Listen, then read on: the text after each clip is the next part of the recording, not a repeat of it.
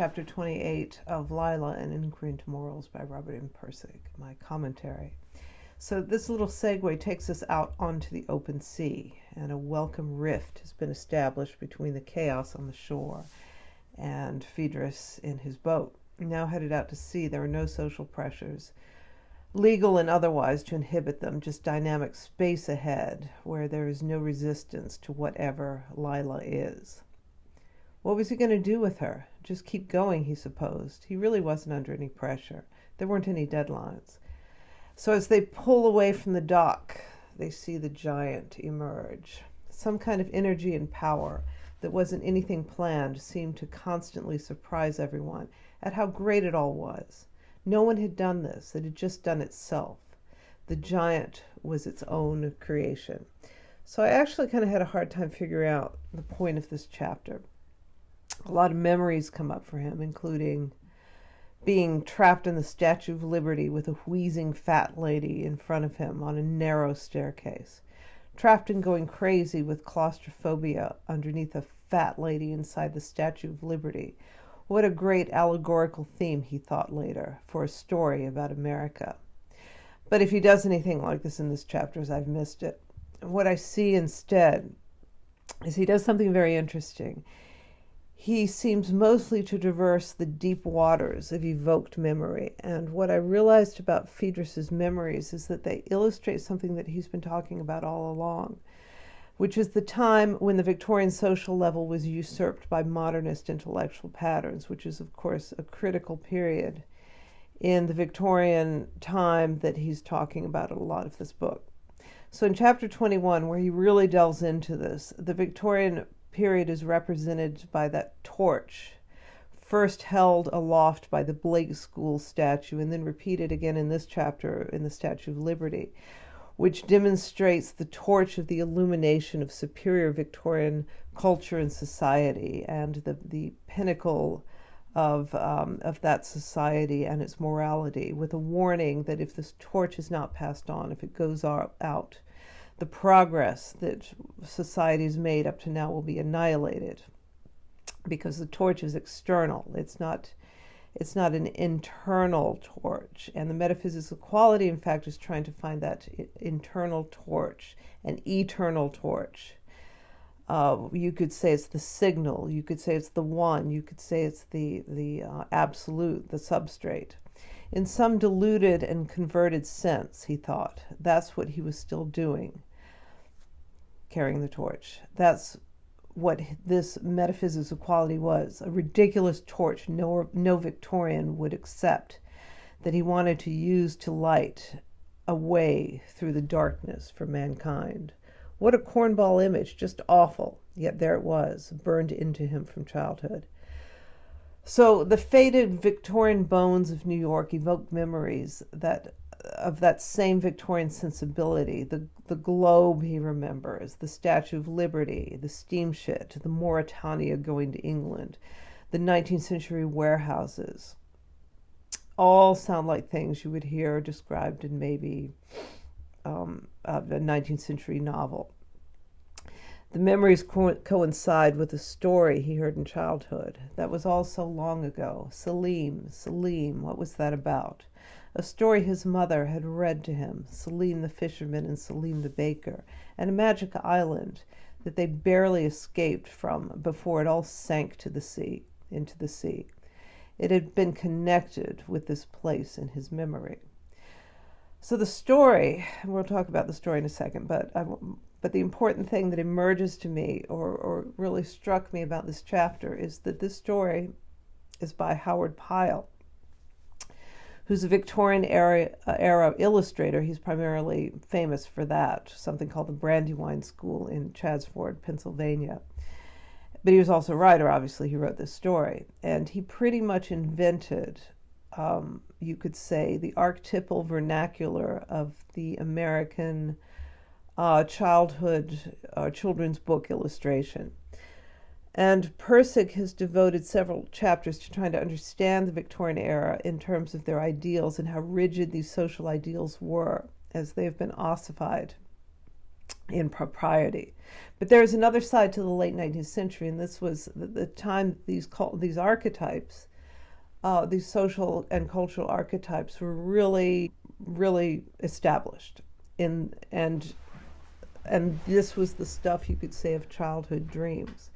And the Victorian illustrators such as Howard Pyle and N.C. Wyeth were largely responsible for them and for the ideas we have in our head about what these archetypal, childhood story characters are. And even Howard Pyle, in fact, is credited with giving us, even today, our idea of what a pirate looks like.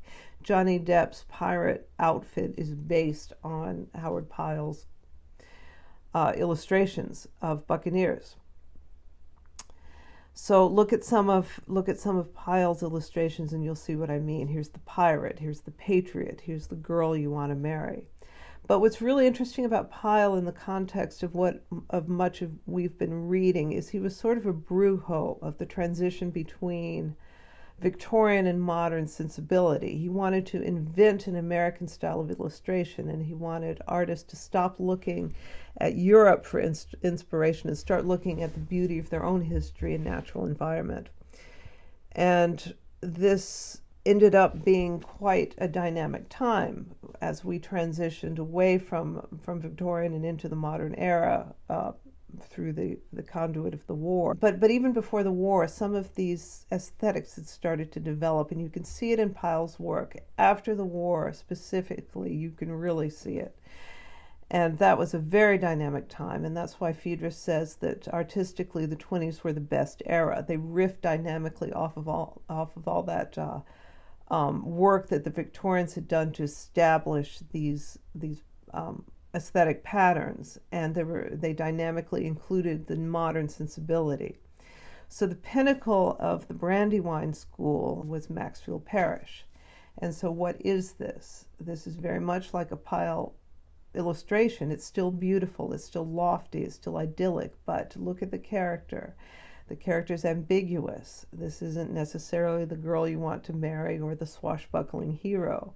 You start getting this kind of gender fluid, let's say, sensibility that the 20s introduced. So Pyle and the Brandywine School illustrate literally that era between Victorian social level dominance and modern intellectual level dominance. That's a big part, you could almost say part and parcel of this book.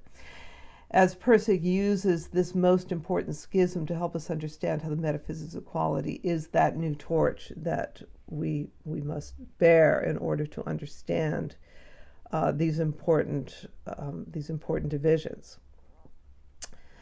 Oddly, it's a smooth transition between Pyle and Parish. The style is similar, it's grand, mythological, and luminous, but the subject matter is subtly altered on the surface, but the alteration is deep. In Pyle, you have the ingenue. In Parish, you have the liberated woman with bobbed hair.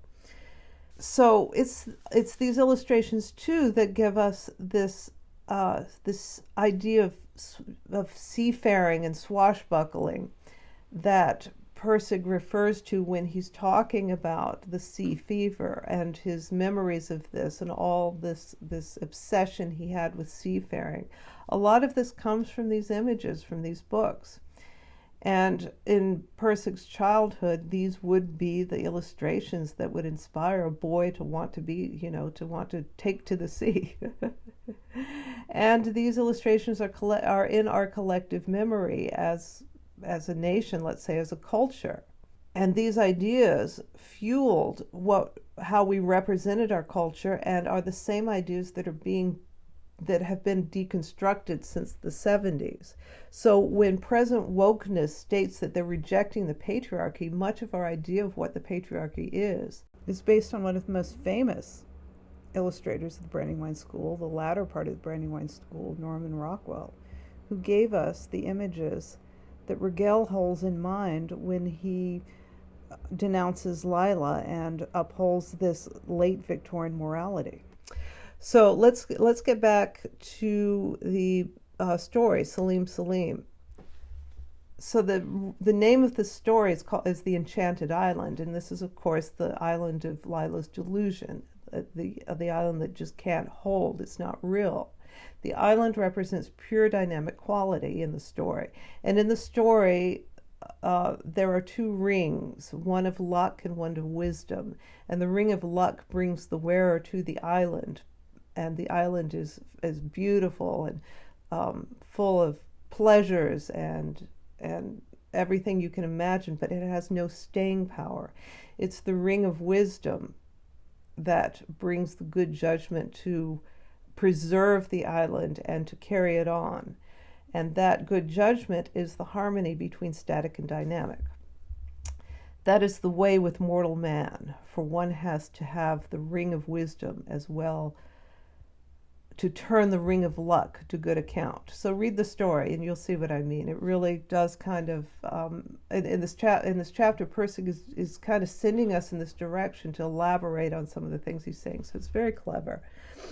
So the Victorians thought that if the torch went out, what they value would be demolished. But every generation, every static pattern ultimately thinks that no matter what, that if this thing is annihilated, then all is lost. But the torch never really does go out, because that torch has dynamic quality and it's passed on and develops new patterns.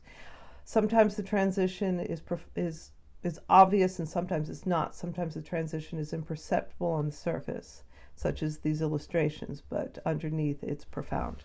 So I hope that makes sense, and I'll see you next time.